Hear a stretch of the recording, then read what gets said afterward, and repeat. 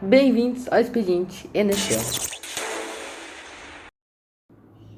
E aí galera, beleza? Sou o Gabriel do Expediente NFL. E bom, estamos aqui em mais um vídeo para comentarmos sobre a pré-análise da Divisional Round. Essas semifinais de conferências que pegaram muito fogo e com confrontos interessantíssimos. Para isso, basta você conferir a minha pré-análise, que começarei pelo jogo de Tennessee Titans contra o Cincinnati Bengals. Bom, ambas as secundárias que não possuem tanta qualidade assim, tanto que a do Titans é a 25ª contra o passe e a de Cincinnati é a 26ª, ou seja, duas das piores secundárias da liga, e que os ataques aéreos prometem muito produzir nesse jogo. Joe Burrow de um lado contra o Ryan Tannehill de um outro.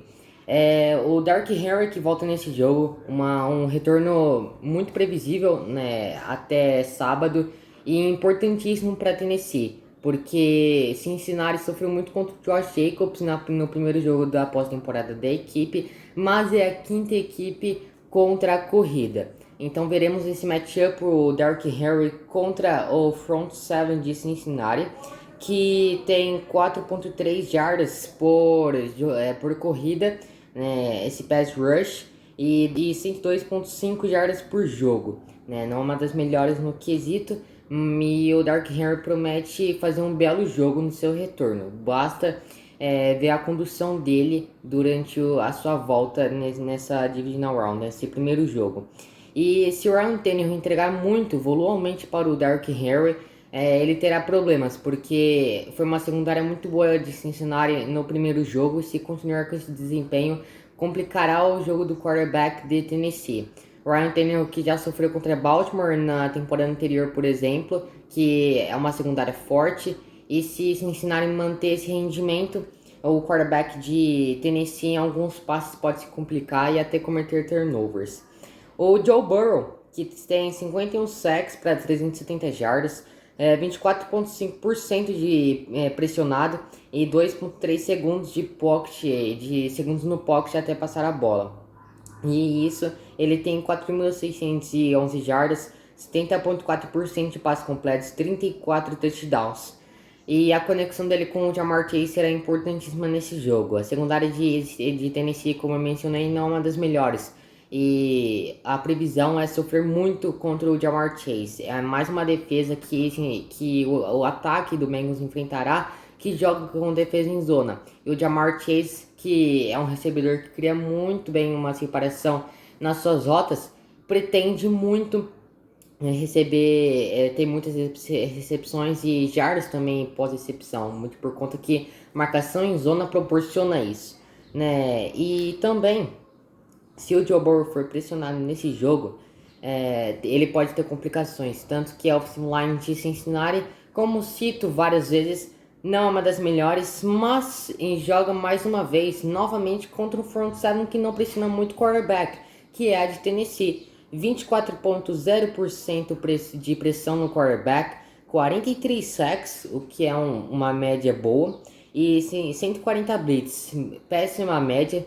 E mais é um front seven com Jeffrey Simmons, por exemplo, e que pressiona muito o quarterback, já tem mais de 9 sacks nessa temporada, então será um jogador importantíssimo nesse pass rush.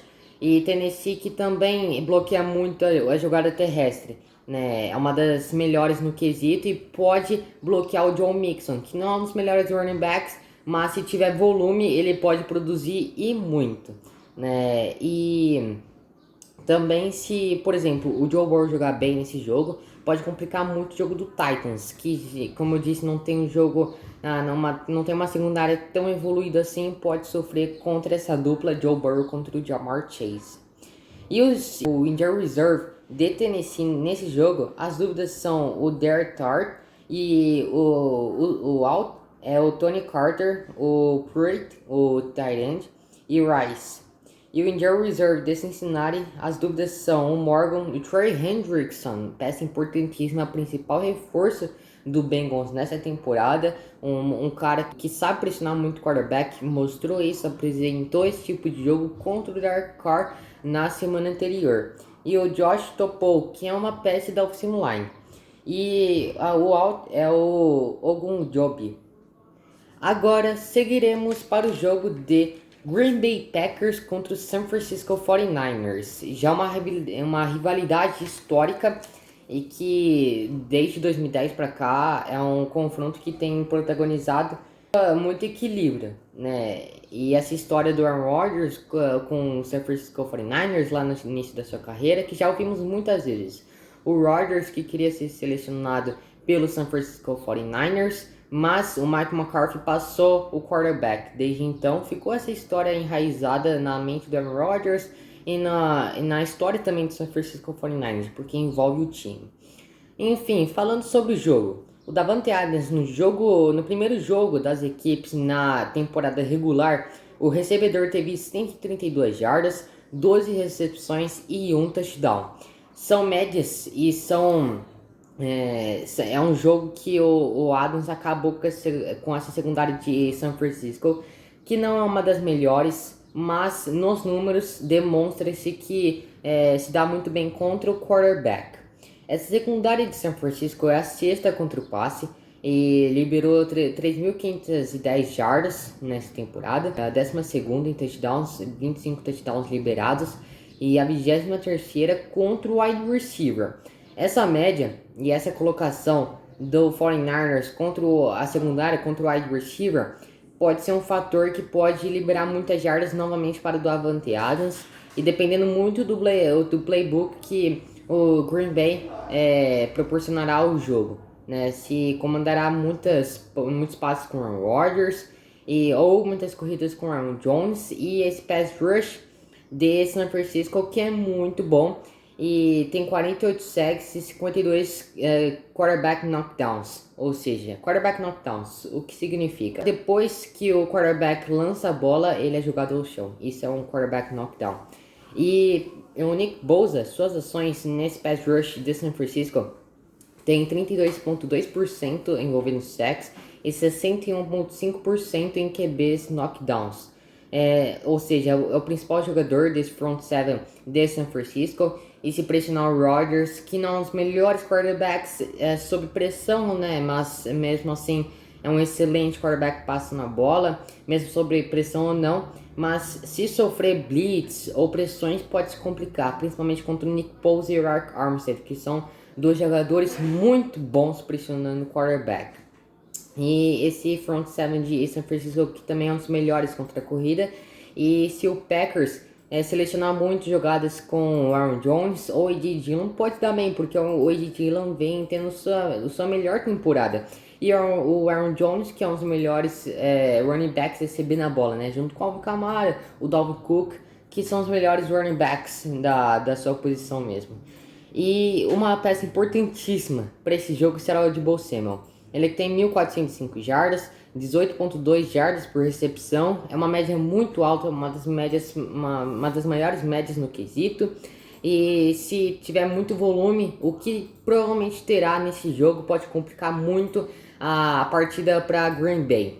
Green Bay não é tanto favorito e se deixar a liberdade para o Deebo Samuel, ele pode acabar com um jogo fácil como fez contra o Dallas Cowboys.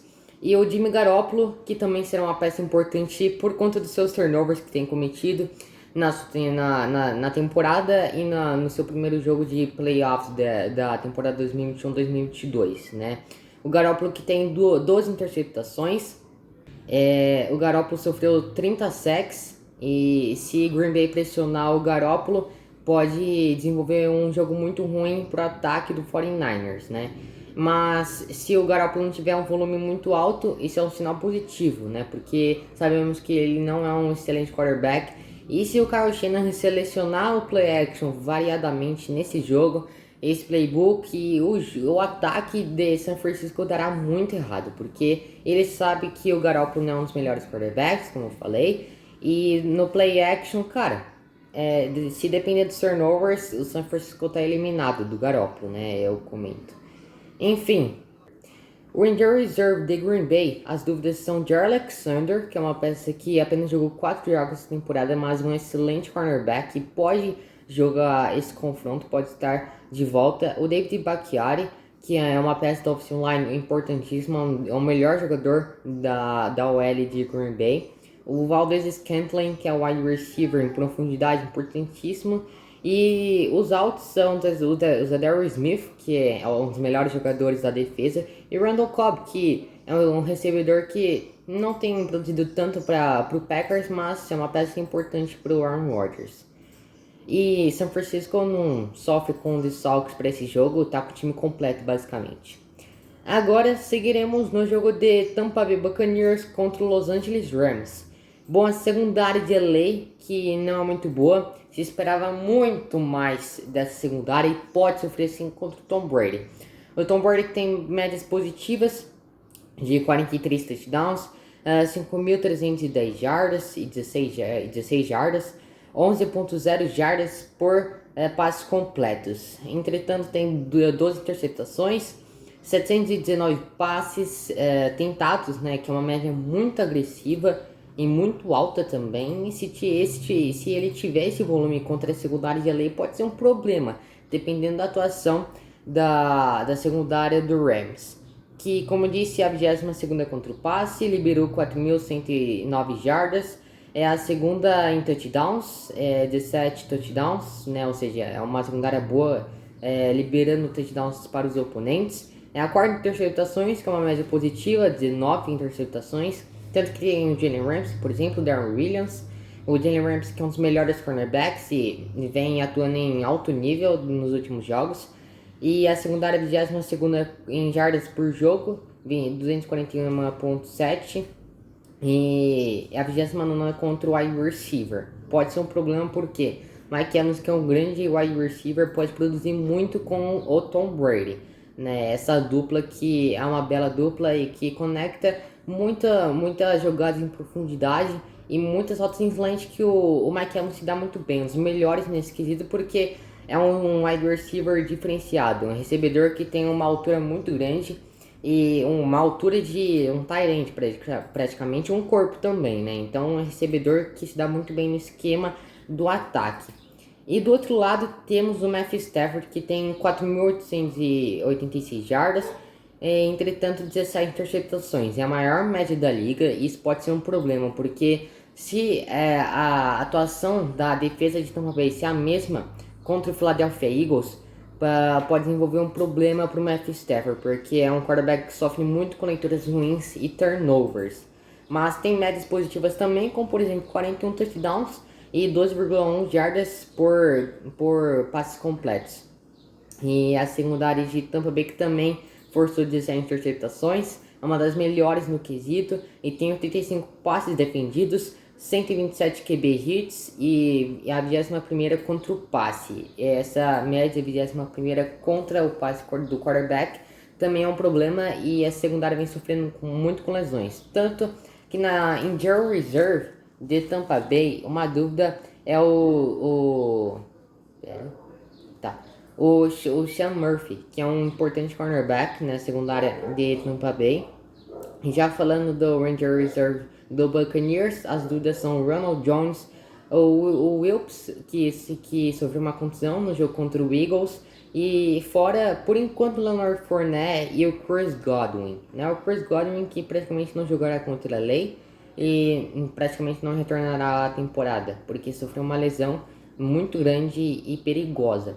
E o Injury Reserve de LA, as dúvidas são o Whitworth, o Long Jr., o Taylor Rapp, que é um importante safety na secundária de LA, o Howell, linebacker, e fora o Jones e o Jordan Fuller, que é mais um safety. E se o Brady conectar muitas rotas em profundidade, o Tampa Bay colocar um playbook de rotas em profundidade, o LA sem esses safeties no jogo pode sofrer com esses problemas, né? E um matchup importante também é o Aaron Donald contra o Tom Brady. O Aaron Donald, que já produziu 12,5 sacks nessa temporada, é o principal jogador da defesa de LA. E mesmo com a experiência já avançada, é um defensive end que produz muito para esse pass rush de LA. E também o Rob Gronkowski contra o Leonard Floyd. Rob Gronkowski tem 9 broken tackles, ou seja, tackles quebrados. E o Leonard Floyd, que tem 70 tackles na temporada, que é uma média muito boa. Então, cara, é um jogo de matchups. e de matchups que prometerão e definirão o jogo, o decorrer da partida. Pode ser definido no segundo quarto, no terceiro quarto, dependendo da atuação das duas equipes. Mas a promessa é de jogo competitivo, porque são dois times que já entravam no início da temporada como contenders para a final de conferência. Agora falaremos mais sobre Kansas City Chiefs contra o Buffalo Bills.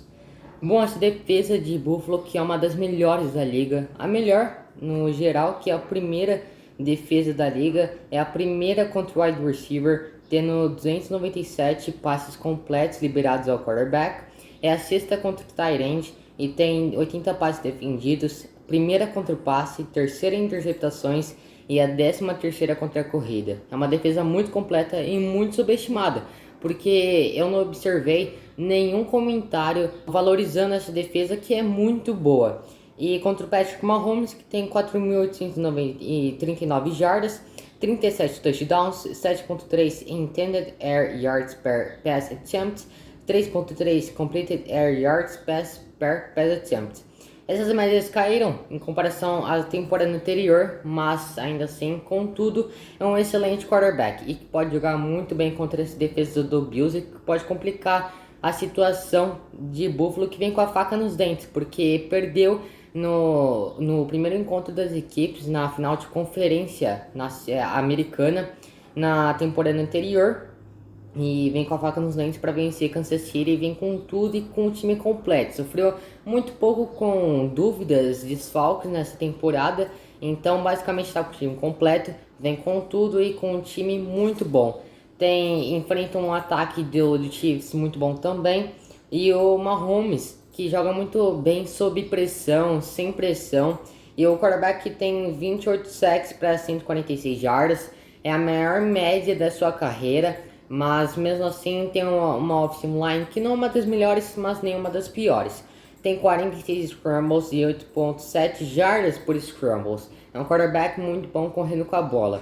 E a defesa de Buffalo, que é muito ruim em missed tackles, tem 118 missed tackles, ou seja, tackles errados, né? Tackles que não foram tackles.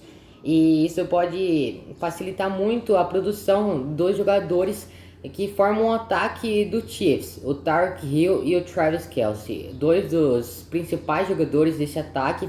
O Tyreek Hill, que abaixou muito suas médias, né, nessa temporada em comparação às médias da sua carreira, mas mesmo assim são stats boas para wide receiver, né? 4.0 yards after catch, 7.2 yards before catch e 1.239 jardas, ou seja, mesmo com uma temporada abaixo do esperado, passou das 1.000 jardas, né? Então, feito já muito boa. Em comparação ao Travis Kelce, que vive numa fase muito boa, que presencia jogos muito bons, ele tem 6.1 yards after catch, ou seja, é um tight end que quebra muito tackles e também tem muitas jardas depois da recepção. 6.1 yards before catch e 1.125 jardas. É mais um recebedor que já passou das 1.000 jardas, então são armas importantíssimas para a produção do Mahomes. Do outro lado, em falar em scrambles, tem um quarterback excelente no quesito, que conhece muito bem do assunto, Josh Allen. O QB de Buffalo, que tem 48 scrambles e 9.6 jardas por scrambles, então um quarterback muito perigoso correndo com a bola. E se Kansas City souber pressionar, porque é um pass rush que não sabe pressionar tanto o quarterback. Tem o Chris Jones, tem o Frank Clark, mas, por exemplo, tem apenas 31 sacks na temporada, em comparação ao primeiro colocado nesse quesito, que tem mais 50, por exemplo. É o 20º em passes defendidos. Uma defesa que pressiona o quarterback, tem que saber passar, ter pass defended, né? Mas é 13º em interceptações, possui 15 turnovers forçados ao quarterback. E joga contra o Josh Allen, que, como disse, é um excelente quarterback. Tem 4.407 jardas, 15 interceptações, que sofre um pouco com turnovers, mas não compromete o seu jogo. Tem 26 sacks sofridos e 2.4 segundos no pocket time até passar a bola. É 25.7% pressionado e sofreu 182 blitz e 64 hits, mas mesmo assim joga muito bem sob pressão também. E esse matchup, o Chris Jones, Frank Clark contra o Josh Allen será muito importante. E os linebackers também, porque tem que parar essa corrida do Josh Allen. E os cornerbacks que jogarão contra o Stephen Diggs, o Kevin Knox, que tem se destacado. A defesa de Kansas City, que não é uma das melhores contra o Tyrants, nem o wide receiver principalmente. Então tem que tomar muito cuidado contra o Stephen Diggs. O Tyrann Mathieu, que tem que ser muito importante tanto nas blitz quanto nas coberturas de passes. Então é um matchup, essa defesa do Chiefs contra o ataque de Buffalo, que será muito importante para o decorrer da partida. E Buffalo, que tem um pass rush subestimado também, e que tem 42 sacks, 51 QBs knockdowns, produziu 157 blitz. Não é uma defesa, uma defensive line que pressiona tanto, que faz blitz, né, que tem muitas blitz no seu playbook, mas é a melhor defensive line pressionando o quarterback, 30,8%, e tem 26,0% de blitz. Então uma defensive line que sabe pressionar muito o quarterback e não joga com blitz no seu playbook. Então é um ótimo feito para Buffalo, que pode fazer muito bem contra o Patrick Mahomes, que não é muito bem protegido, nem muito mal protegido. Então também o Mahomes pode complicar essa defensive line de Buffalo, pode complicar a produção do Mahomes. Então é um jogo aí de muitos matchups que definirão o rumo da partida. Beleza, galera, esse foi o vídeo, espero que vocês tenham gostado. Ative o sininho, salve o vídeo para mais tarde, deixa o like, se inscreva no canal, salve o vídeo para mais tarde, acho que já falei, então corta. Compartilhe o vídeo com os amigos, sua família, até o próximo vídeo, falou!